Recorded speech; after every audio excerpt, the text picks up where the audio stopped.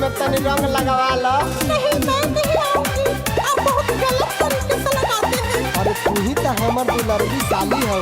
आवा डेराइल न जाला हो। नहीं हमको नहीं खेलना है रंग आपके साथ।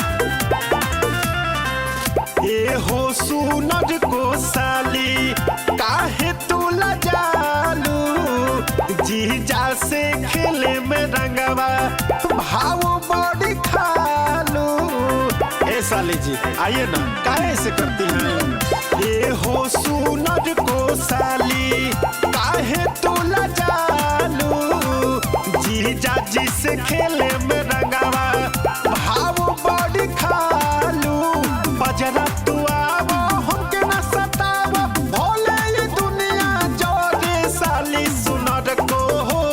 बजरा तू आवो हमके ना सतावो, भोले ये दुनिया जोगे साली सुनर को हो।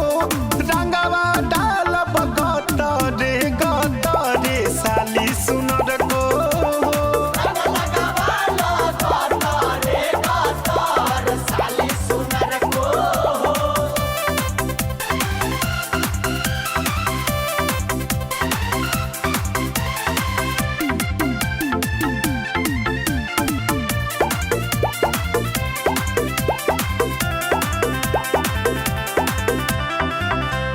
होली खेलेला सुन हम ऐनी ससुरारी, हम न जननी हो कि साली हमसे इतना डेराली। कि होली खेलेला सुन हम तो ऐनी ससुरारी, नहीं जननी हो साली जी हमसे इतना डेराली। जनी कर हाला चर्चा हो जाई, सुना घरे घरे साली सुनर को।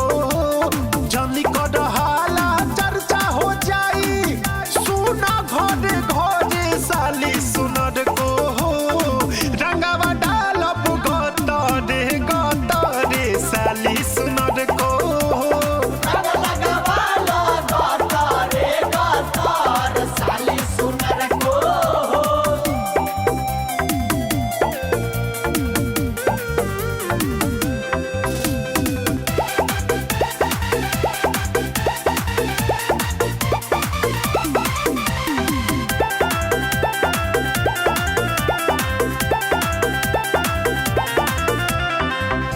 कि अपन जीजा जी के साली हो जौनी तड़ पाव, जीजा अमित विवेक से रंग लगवावो।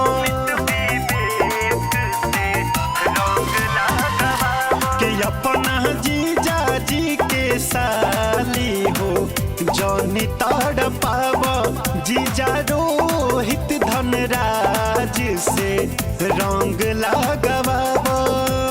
रंग डाले खातिर मंटू के देहिया अंगोरे साली सुनर को हो। रंग डाले खातिर मंटू के देहिया अंगोरे साली सुनर को।